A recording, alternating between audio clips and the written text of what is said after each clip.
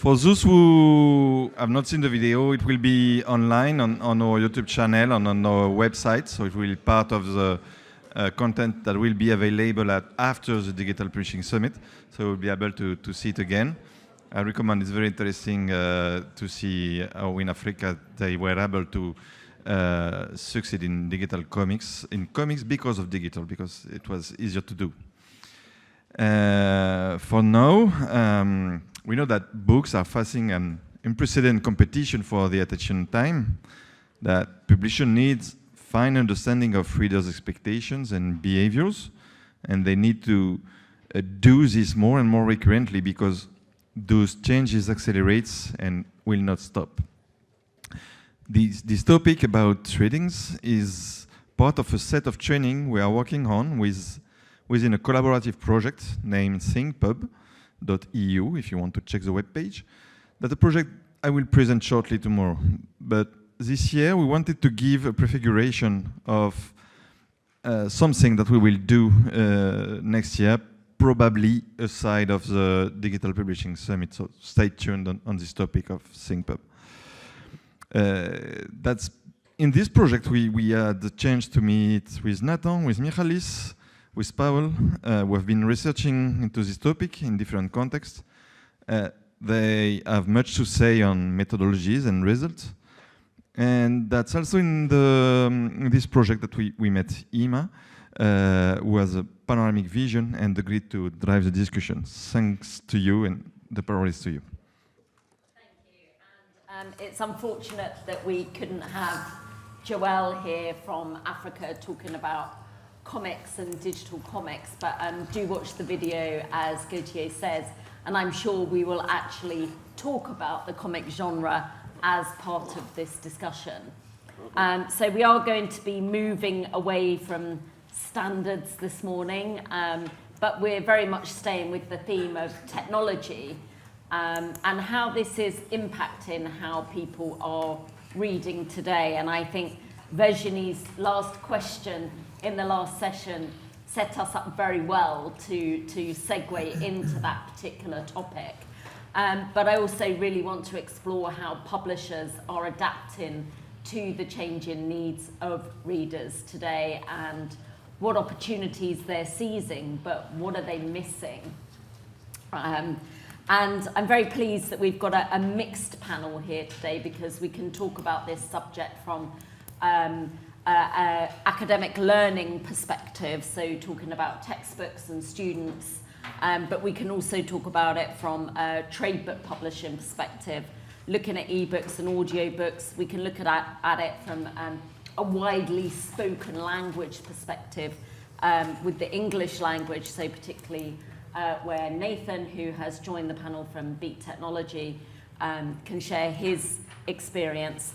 But also from a less widely spoken language, looking for a deep dive into the Greek market, which may be quite familiar to some people in this room who come from a country where the language is less widely spoken and perhaps less developed when it comes to digital publishing. So as Gauthier introduced the subject, the digital realm really is reshaping the way readers are engaging with text. And I think I'd like to just really define what do we mean by digital reading and learning, and explore how it's changed over the last 5 years. So Nathan, why don't you kick us off with what you think has changed over the last 5 years? Can everyone hear me okay? I dropped my microphone, I've reattached it. I did that well? You're good. Step one. So as Emma hinted at, I'm going to maybe come at it from this conversation from more on the commercial trade side of things, leaning more towards English language and more towards audio. I just think there's been a seismic shift for both, for the publisher, the reader, the distributor, everyone in the value chain. There's more retail platforms than ever before. There's more content and books being produced than ever before. There's more distributors you can choose from than ever before. So there's just more and more of everything. We've heard about AI all morning. That's only going to, accelerate things even faster, and particularly in the audio space where in a lot of the markets that we visit with Beat technology, one of the challenges we might come across when we first worked in Greece was just there wasn't much content created in audio. Well, you know, tomorrow there can be more books generated in Greek audio than we ever started with. So that's just one example. There's just more of everything is my synopsis. But how do you think readers are changing? And do we count audio as reading? Well, the National Literacy Trust in the UK has unequivocally said listening is a form of reading. There's a lot of studies out there, I'm sure, Paweł, this is way closer to some of your knowledge than mine, about the level in which the brain ingests what it's listening to or reading than if you're engaging in print. But it is recognized as a form of reading for sure. And we can see with a lot of the data that's published from platforms in particular. Let's take Spotify as an example.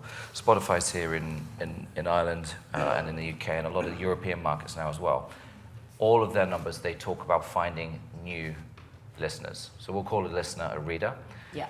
And whilst they don't dive very deep into their own statistics, what they're going to publish publicly, they are saying these are new people.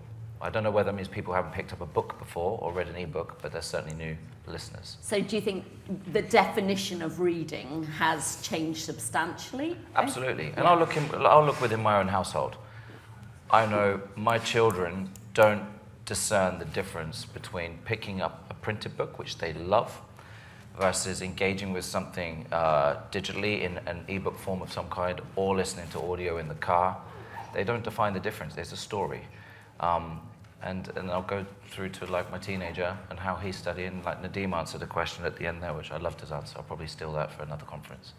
But my teenager's the same in terms of how they will engage in reading in the modern age. I think we'll explore this a little bit later. I think what's interesting is how much publishers owned the reader, and now publishers as we know it don't own the reader anywhere near as much. But we can come on and talk about that. Yep. Yeah. So, Michalis, in your perspective, how do you think things have changed over the last 5 years? I think the first thing that comes to my mind, we have almost forgot it, but in this 5-year time frame, we had the pandemic, and I think this was a boost to digital reading.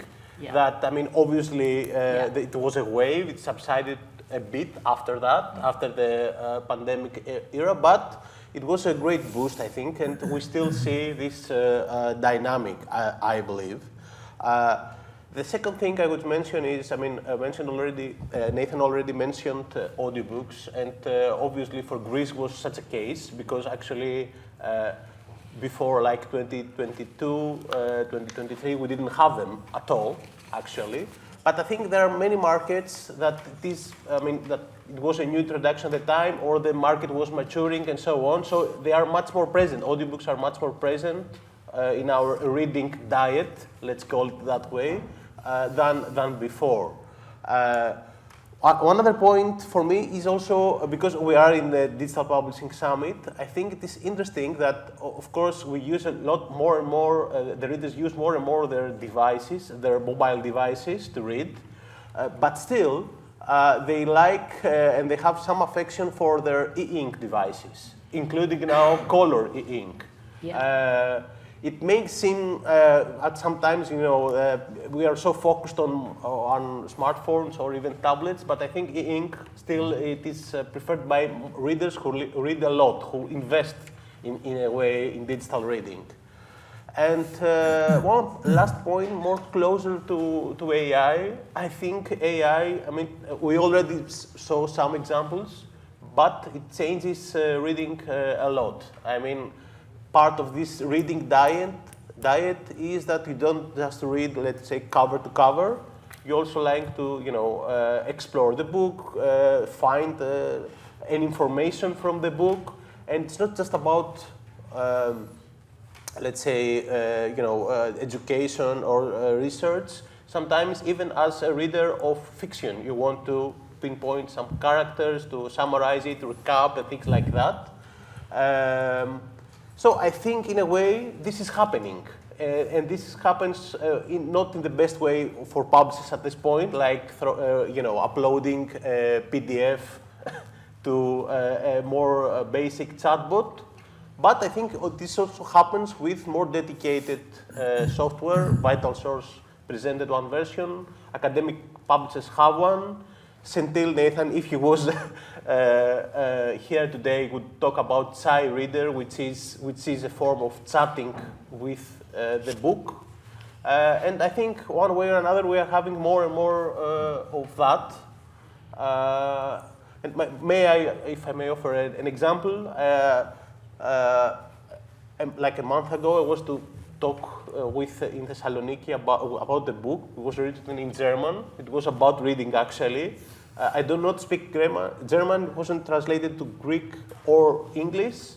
So a way to engage with that is do some kind of summarization in English, translate in draft form a chapter, and so on. So in a way, I read it, but through AI. I know it's not the same from reading cover to cover, but I think we will have more and more of that. I think we're just finding different definitions of what reading means. Mm-hmm. There's reading books, there's reading blogs, there's reading Substacks, there's reading social media, where you're also learning and absorbing information. So long-form reading versus short-form reading, perhaps. Mm-hmm. So I think the definition of digital reading is changing. And as I say, the publishers are owning less and less of the digital reading space. Mm-hmm. But let's turn to the learner and how learners are switching perhaps from print to digital to learn their content, be it through textbooks or textbooks online. But tell us about that, Paweł. Yes, let me say short introduction, because I'm a sociologist. So I do not follow all technical important definitions, but I can observe that here is a place for technological optimism. And me personally, yes, I do not share this attitude, sorry. I'm a little bit skeptical. Maybe sociology is one part of my life, but I'm also teaching students. Yeah. So referring to what you said about reading diet, yes, it was your expression. I'm afraid that fast food in reading diet is very, very popular. Yes. This is a real problem. So if I think about the future and observing students more than 20 years, I'm teaching them now at this university, Civitas in Warsaw. It was also Warsaw University, classical, big university. There are real changes. From the other side, I know academic, staff, those guys like me, and I am observing that me also, well, trying to follow what is happening. And I have some data, not for the moment, I will quote maybe something a little bit later. But we try to follow the new rules. Of course, AI is at the first plan, but we are not optimistic teachers, researchers, because it is really hard to work in the old frame. Yes, old frame, our habits, our way of thinking, working with lectures and so on.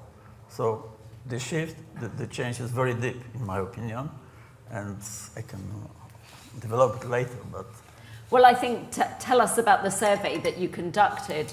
Yes. Because I think we talked about the education system and how AI is changing that, and I think this is come out in the survey that you've done. So this was a survey of students and academics in universities, correct? Yeah, with pleasure. It was a survey managed by Polish Book Chamber. I'm working for them as a consultant, and Copyright Polska, and the focus was on copyright, yes, but there are also different subjects. And for example, simple question, which readings did you spend the most time on in the case of academic, let's say, employees? So articles, 75%, only 2 sources could be quoted, yes? So the main articles and monographs, 30%, textbooks 15, students write, students work, yes, 24. What does it mean? That, of course, articles are on the first place, but monographs 30%, probably second choice, textbooks 15, students 24. So it means that, of course, publish or perish, articles are ruling, but the position of textbooks is not very high. Main textbooks are only for students. This is why it is not so. So it was interesting. It was 100 universities in Poland. So the survey was rather big, nearly 3,000 staff, more than 5,000 students. So let's say it's a good source for information. And maybe one interesting thing or two, that there is the very, very important role of libraries, of course, with digital publications. So about 90% of students and staff, they believe that digital publications are the leading, and only 60% they are for buying, supplying with print, books, textbooks, or monographs. So it shows that the role of those print books are lower. And what is maybe a little bit shocking, that if I find it, yes, about copyrights, maybe a little bit later, because Okay, I have yeah. to find it. Yeah, I mean, I remember sitting in conferences probably 5 years ago, listening to student panels saying that the printed textbook still very much ruled, but I think that has changed significantly in the last 5 years, particularly driven or accelerated by the pandemic, where students are now much more familiar with digital textbooks and online learning platforms as opposed to the physical, and the physical has declined. There's two things that collide, right? I think there's the acceleration of innovation in publishing. So there's more and more platforms that are catering to students, and it's around pricing. Yeah. And textbooks are very expensive, and as long as the publishers and the creators can still be remunerated in a means that's fair, there are great platforms out there that can now facilitate that. So someone like Perligo is a great example Yeah, of that. So it's probably a natural collision of the two, I think so. guess. Any experience in Greece of that? I think it is interesting to say that always people, in a way, in research and so on, they always highlight their affection for print. I think their practice is not exactly what they actually say, in a way. I mean, there are, in Greece at least, there are quite a few researches, surveys where students say that prefer print. Okay. Of course, we don't have that much the textbooks in digital, but I think also it has to do with the, let's say, higher cultural value attached to print, if you want to be educated and so on. Another point for me is that, but on the other hand, if you ask, and we have a couple of surveys in Greece, let's say for general, it's not about academics specifically. So we have a small market, but if you ask the people that do you read in the last year, how many of you did you read ebooks and so on? The numbers are far higher from what the market indicates. So we say that the market for ebooks is like 1-2%, but like 15% they reply positively that they have read at least an ebook in the last year. And library users, they say that even more, like almost double this number, which is important because most of the times they are more, let's say heavy readers probably, or more dedicated to that.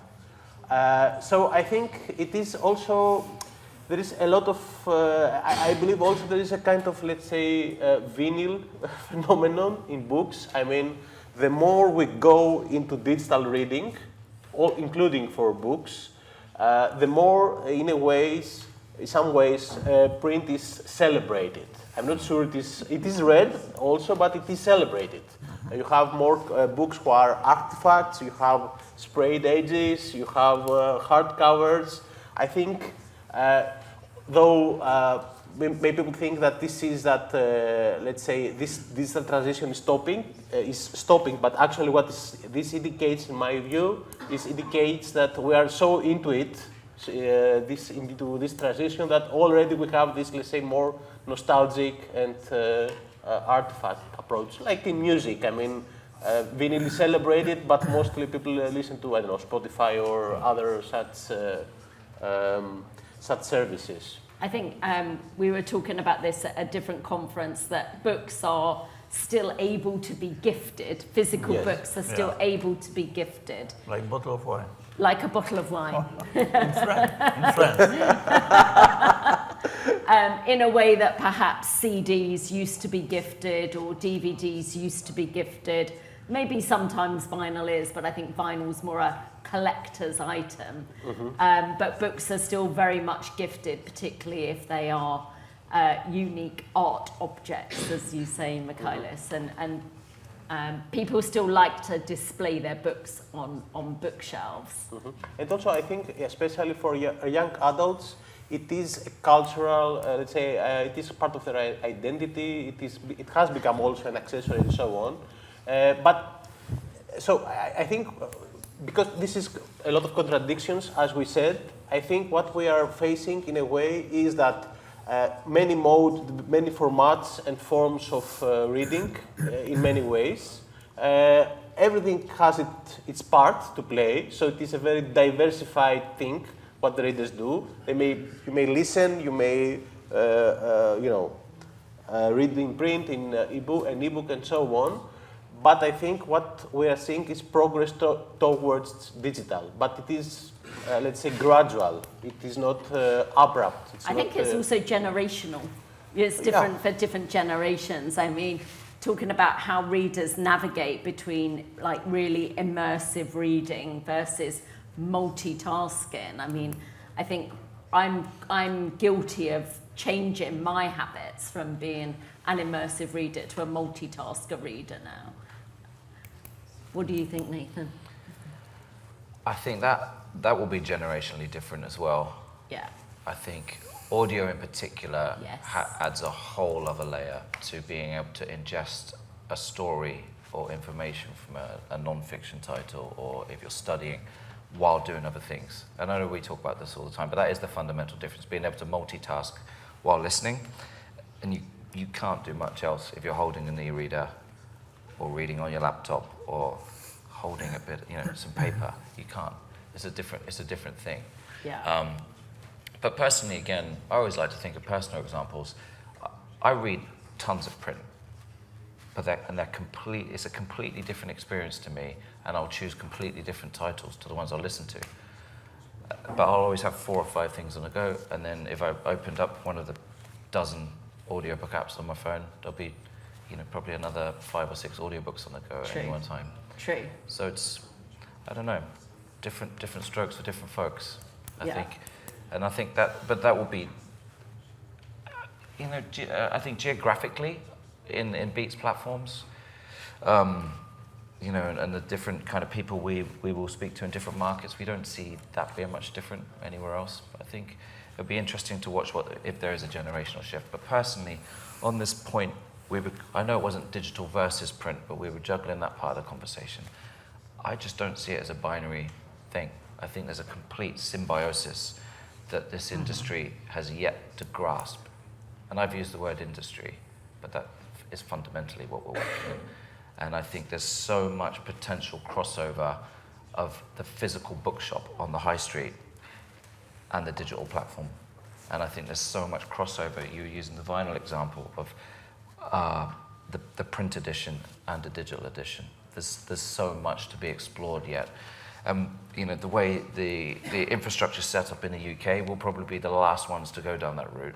But if you look at somewhere like, I don't know Poland inside out, but Poland might be a good example where a book publisher also owns bookshops and also owns a distributor. I mean, it's very fractured, but there's great examples there how a publisher can own that relationship with the customer, the reader, in a very, very different way to what we could in the UK. So personally, I find that super, super exciting in terms of how our industry can go. Yeah, in my city in Warsaw, we have very small bookstores. And there's a local community, let's say, atmosphere that somebody is saying, oh, there is a new book. Of course, I can find it everywhere. And the network is enough. But this relation and also those guys working there, they can say, you can come tomorrow. And it's like in normal life. 50%, 60% of books I'm buying, me personally, from, let's say, internet bookstores. But I like to go there and to talk a little bit. Because talking, when we read a book, we like to talk with somebody about it. Of course, especially fiction, yes, interesting, but also academic, yes, they like to talk with other academics, with students, of course, also.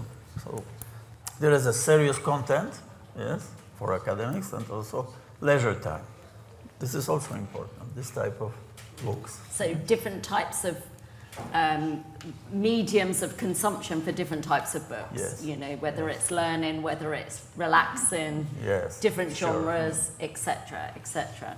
So how do we think publishers are really embracing the digital environment? I will go back to that. I think that, you know, I think publishers are earning less and less of the reader's attention because they are reading Substacks, they are reading social media, they are reading maybe online newsletters, blogs, etc.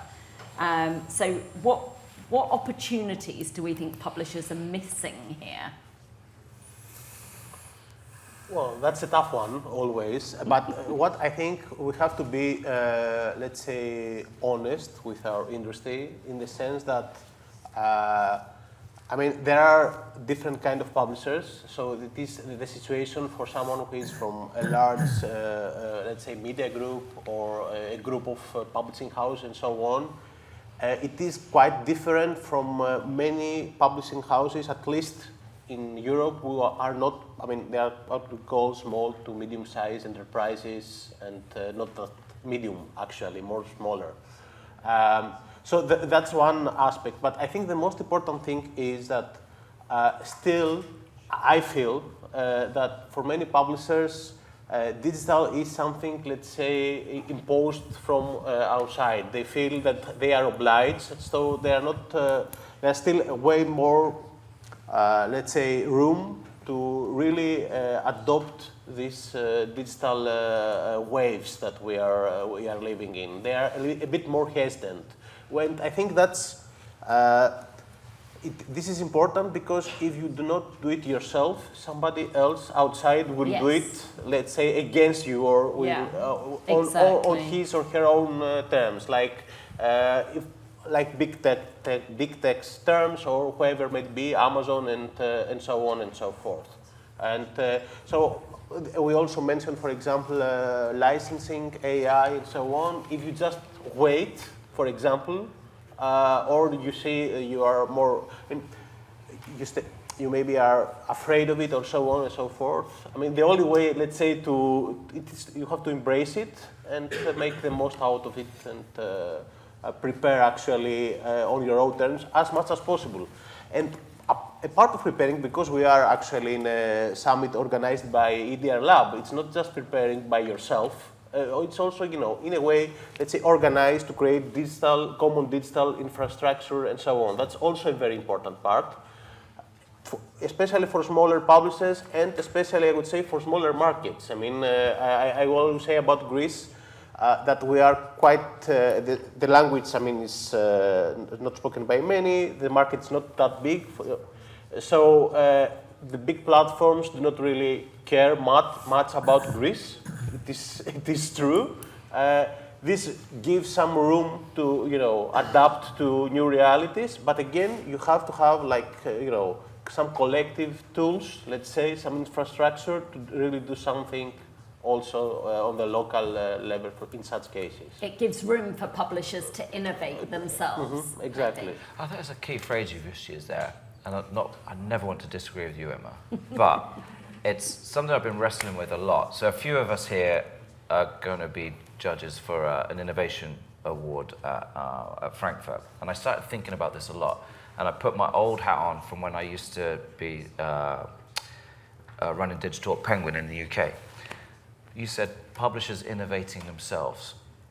And that is the bit I'm not so sure about. Exactly. Because exactly.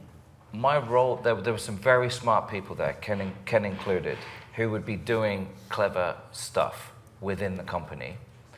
But most of the innovation was coming from the outside in.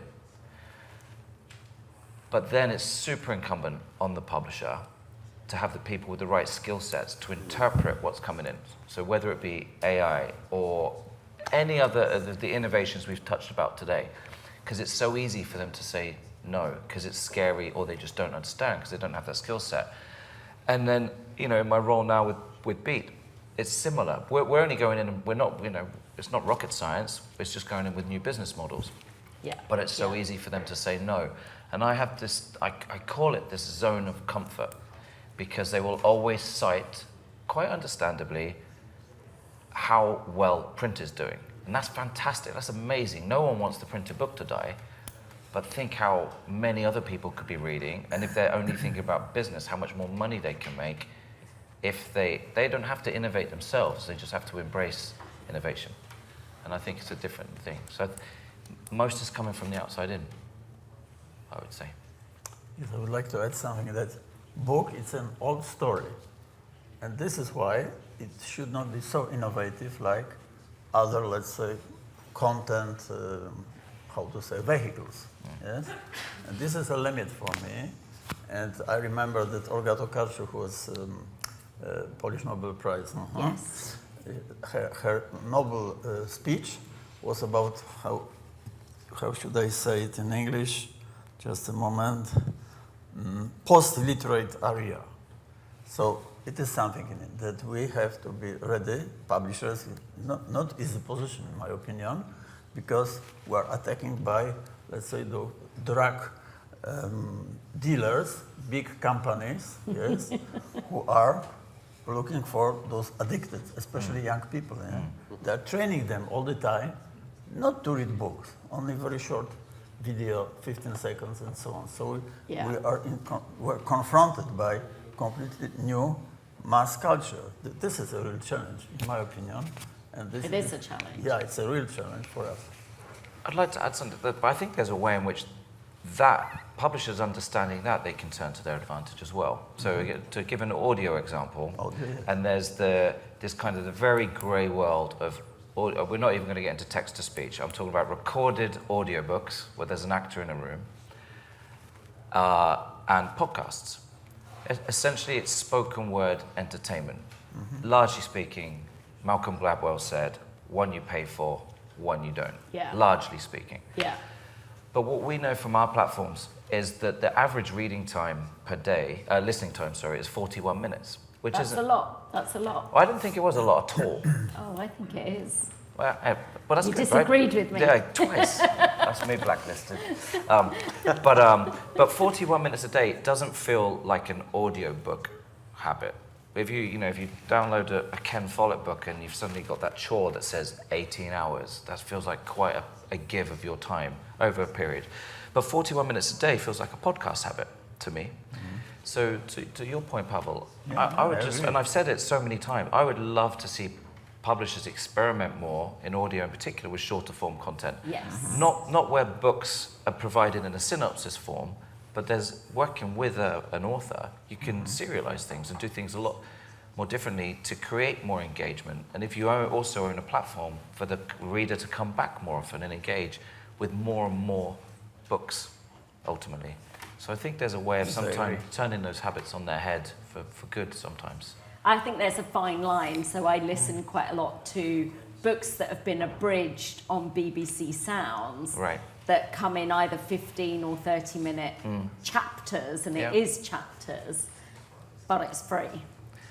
So would you get people to pay for that? Well, that's a whole other can of worms. License fees, you do pay ultimately. Yeah. And the publisher gets paid, Yeah. albeit True. via True. different license to the BBC. Yeah. But again, their argument would be, in terms of BBC Sounds, it's also publicity, Yeah. which is yeah, no different than allowing a free reading sample or a free listening sample. Yeah. Yeah. And the hope is that someone will then engage more in that particular author's deeper backlist and go find something else, I imagine.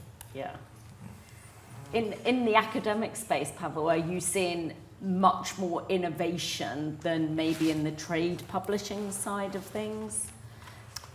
It is hard to say because generation gap is in a plane. That we are trying to be closer to students, but they prefer to no limits. Sky is the limit, so they can use all illegal ways of getting books, yes, Yeah. for example, Yeah. and sharing it is a part of their culture. Yes. So if a textbook is accessible in digital, no future for publishers, Yeah, because they yeah. share it very quickly, and we are not able to stop it. Yes? Yeah. Yeah. So I would say that more or less defensive role Yeah. of academic, let's say, Yeah. community from the point of view of staff. And from the other side, we know that it is very good to offer them, let's say, TED-style lectures. Exactly. Very Yeah. well prepared, 15 minutes. It works because they have no time. They all the time, Yeah. consuming this fast food, yes, on TikTok, I don't know where. So this is the situation, very dynamic. Yeah. Everything has to adapt to how the readers have already adapted, I think. So Yes. the education system has to adapt. Publishers have to adapt. Technology has to adapt because the readers are there already. I think Paweł said something interesting there as well, because I think the other adaptation is around the business modeling. And you mentioned about students getting stuff illegally as well, and then sharing very I have rapidly. it in my data. Yeah, and one of the biggest shifts, I was only talking to Virginie this morning around having worked in the music industry, and then as a few of us moved at the same time in the British book publishers, the skills and the learnings we could take from that, and one of the biggest problems was piracy. And I remember the first document I shared with Penguin's chairman at the time. He took his glasses off and put them on the table and just held his head when I showed him what the stats really looked like, because I think they were just a bit oblivious to there being a problem.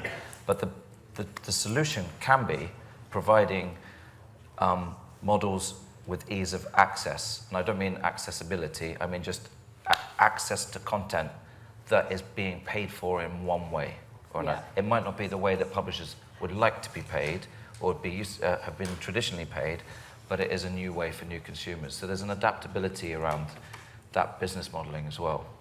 And the need to experiment with it. You can't always jump in with both feet, but you can't just look at things without trying them either. But I think that's improving quite a lot. I think it is. And so business models, Michalis, what's your view on what's successful, what's not? How are publishers going to survive in this new age? I think it's important to state first of all that the appetite, let's say, of the consumer and the reader changes over time. I mean, I almost remember that at some point the subscription was, we don't want subscriptions. We do want to own the content. That was what Steve Jobs was saying about music and so on. And it's interesting that, first of all, already buying an ebook is not exactly owning it, because you have access under, a specific, let's say, framework. But more and more, I think that this idea of, let's say, streaming instead of owning or subscription, we haven't seen that a lot in ebooks, but probably we will in the future. And also, another thing it is important is maybe this idea of, let's say, bundling more ebooks with audiobooks, in the sense that you can move from the one to the other. This has many challenges, including, for example, that, under many countries, Greece is one of them, with fixed book price laws, you can have a subscription for audiobooks, but you can't for ebooks, in the sense that there is a fixed book price. Wow. for ebooks. And I think I'm not aware what's going on country by country, but this is also a problem.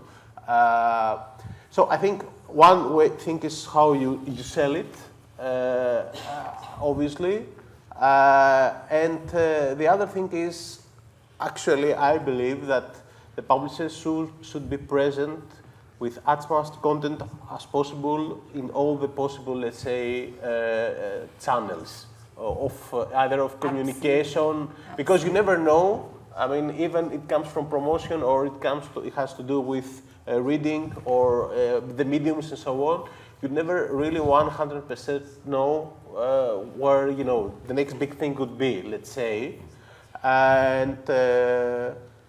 So, for example, I think that sometimes we are more, let's say, stereotypical when we refer to, let's say, ebooks or audiobooks. We consider it that it's more for, let's say, light reading or genre fiction and things like that. But maybe there are other opportunities for either type of content there.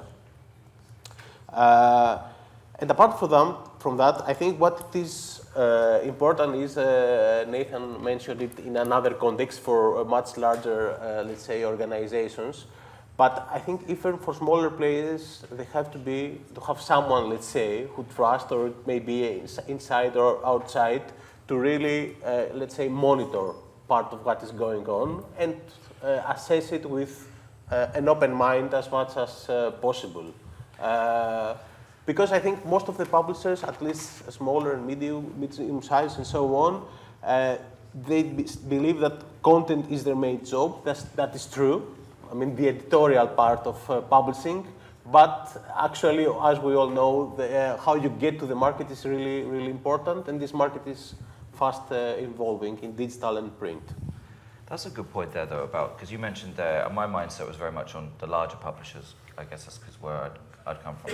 But then you've got the likes of Bookwire in the room, who have all the knowledge to empower the smaller and medium-sized and the indie publishers too, because they're basically working in that interim space, that middle ground in between. So the smaller publishers, they're not stuck without the ability. Maybe they wouldn't experiment firsthand, but the data's out there, and there's lots of events like this where information is being shared, so it shouldn't ever prohibit people from doing these things. The other thing I'd like to add is about market appropriateness, because even if we look at, say, regardless whether we're on about ebooks or audiobooks, and we always talk about a la carte or subscription, but subscription's got so many different faces. It's just a method by which people consume, but the payment models underneath are very different. And the payment models to the consumer can be very different. And they don't have to be the same market by market. It wouldn't make sense. So Audible, for example, has always been, particularly in the US, UK, Germany, was seen as a one book, one credit model. But it wasn't, Italy was always kept very, very quiet. When Audible launched in Spain and Latin America, they were like, wow, they've gone, all you can eat. But it had been quietly all you can eat the whole time in Italy, just no one talked about it. But that was about being market appropriate to those markets where people, I don't want to be culturally inappropriate, the publishers knew this, they were like, people were not going to spend as much on unit-based things, but they would pay for subscription. We're about to launch across, I think, 19 countries in Africa, where it may be appropriate at some point to switch to a flat rate subscription, but for launch, it's going to be on a credit-based model. At a very low rate, and it's not one book, one credit. Each book has a variable credit value of, a short kids book or a very old book might be 1 credit, a brand new bestseller might be 5 credits. But again, that sounds interesting. And it's about what's doing appropriate for a market. And if you are dynamic as a technology company, you will watch what's happening with your own data and the consumer feedback and all these things, and you have the ability to change quite quickly. With the little knowledge I have of your regions, Mohammed, from what our friends at Arab Bookverse have told me, you have to look at pricing very differently. Subscription in Saudi and the Emirates is going to be completely different pricing metrics to Egypt. They're just joined by one language group. But I've seen companies go in the past and go, we're going to do this for Arabic. It's just like, it would be crazy. And it's the same across Europe. publishers price, particularly English language publishers, largely speaking, when they look at the EU as a whole, as one economic group. But your metrics in Greece are going to be completely different to those in Germany. But people don't look at it, and it's really a big bone of frustration for me where they don't look market appropriately.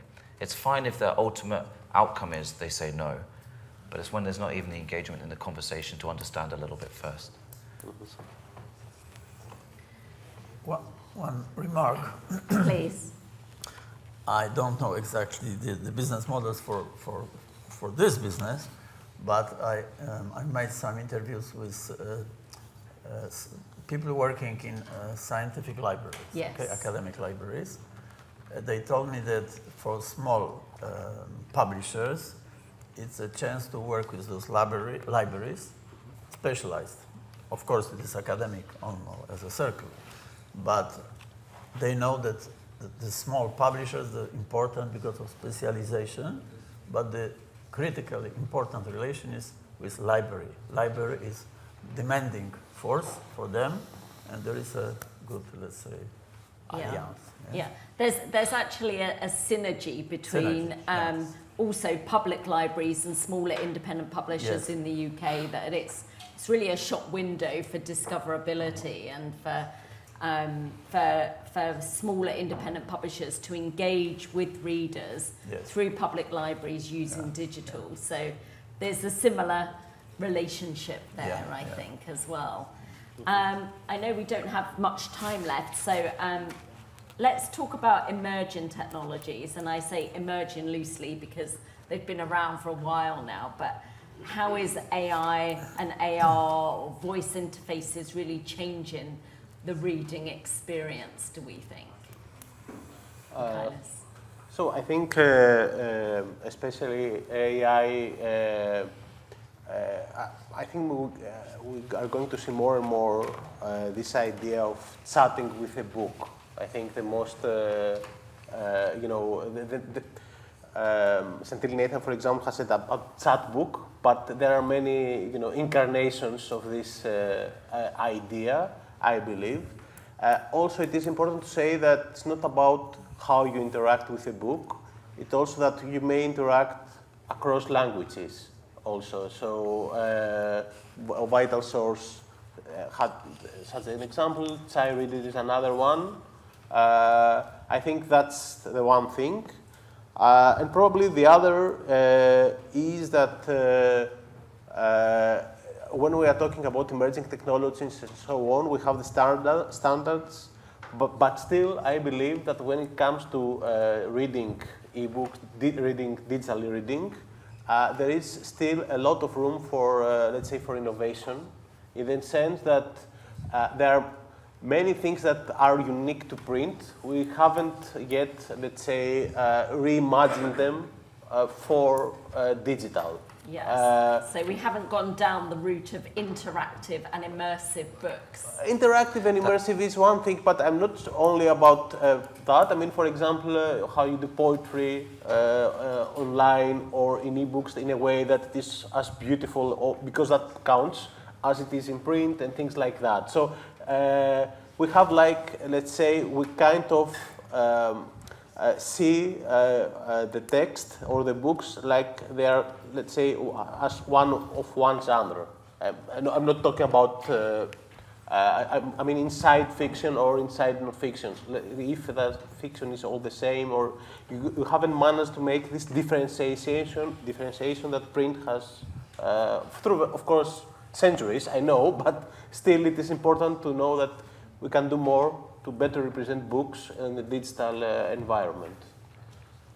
I'm really excited by geographically responsive interactive reading, and I think there's a few things out there at the moment. Explain that a little bit more. Well, where a story, particularly in the audio space, because of the acceleration of all things AI voice, imagine being able to walk around listening to a piece of fiction, and we're here in this beautiful city, and it adapts certain things, to the environment you're in. So it will suddenly pull in examples of location from Trinity in there, or you're walking down the Liffey. Maybe, why can't it talk about the weather in a different way? As long as you're working with a creative source that's happy to have their work adapted in that way. But I've seen a few amazing things with that I think will be great. There's also a lot of work. I fully predict, I really should get, John Watt will kill me if I get the labeling terminology wrong. But the AVR, I think was the term for legitimate synthesized voices, particularly where they've been licensed from estates in the right way. There's a lot of work going on with people going and licensing voices, and I think the publishers have suddenly realized they're late to the game. The publishers with big audio outputs, I think they will go down that route. And we've touched on ElevenLabs a couple of times today, but we haven't really joined the dots, so to speak. I'm sure lots of people know about it, but with Thorium Reader and what they're what they're able to do in terms of translation and ingestion of text and voice, and they've got a storefront. And I think they're going to completely blow the barn doors off what we call publishing at the moment. Amazing. Could be good. But they have to work with publishers or no? No, because a lot of what they're filling it with as well as self-published content. Yeah. But the numbers that they have shared publicly are just so mind-blowingly big. If publishers don't just see them as another Amazon-esque storefront, then they're crazy. We heard it here. No, it could be good, could be bad, but I think it's something we need to watch. Is there anything else you want to share about your studies and survey, Paweł? Yes, survey, interesting, but one general statement that I like the expression, technology is not good, is not bad, is not neutral. So what does it mean? That all the important issues are in culture, social structure, because it depends who is using what. This is why I feel a little bit not at the right place, because I'm a really specialist, but I can say that sociology could be useful, because this is why we are trying to define the situation.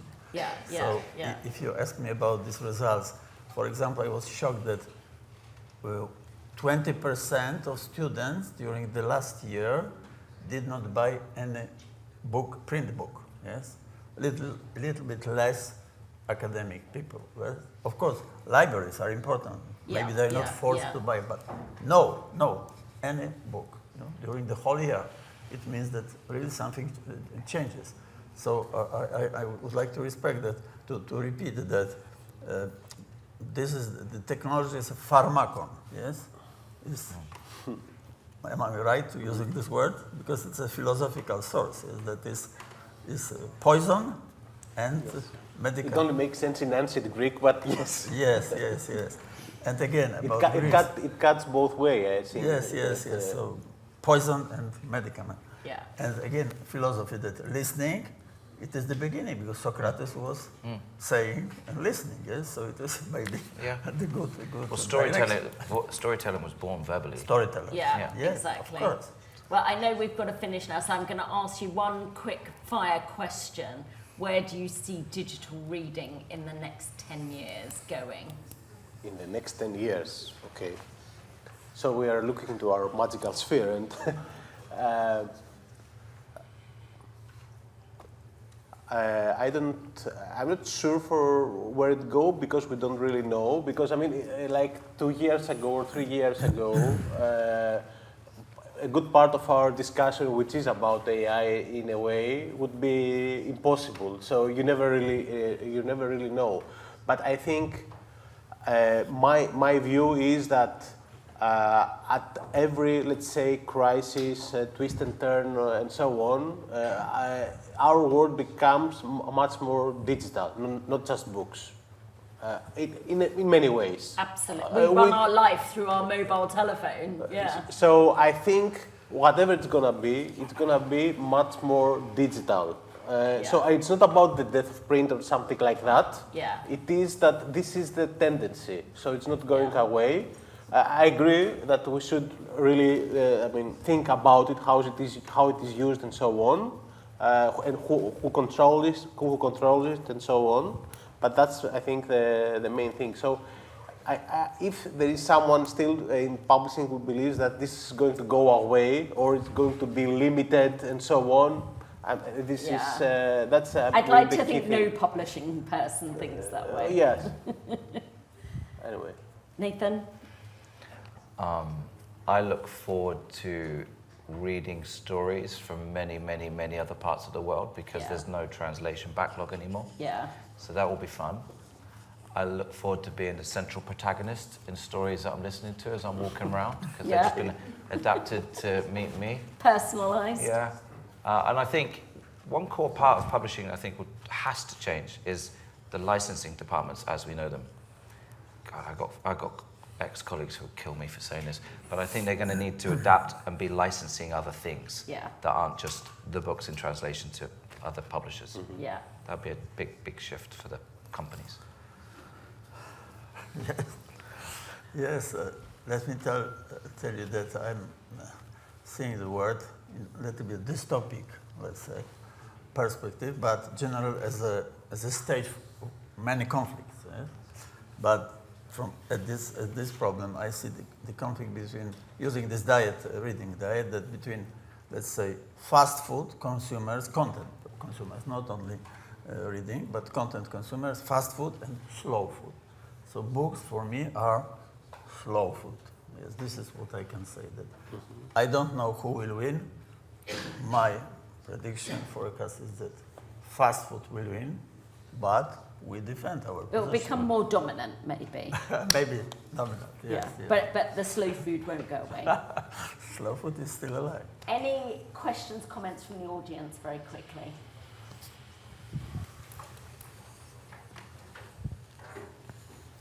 No.